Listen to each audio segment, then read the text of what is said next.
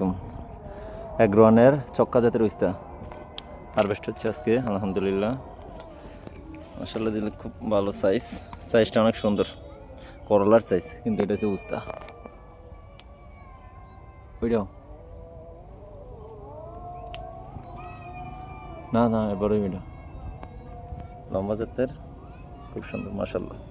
দামও ভালো চলতেছে। ওই যে বাসা লোক একটু দেখ, এত এদিকে দে, এই বাসায় এটার সাথে তোর একটা, এই যে বাসার সাথে মাশাআল্লাহ।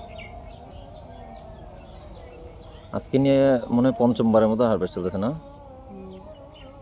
দেখেন কালার সাইজ মাশাআল্লাহ। হাট বাটি রানে তো হয়েছে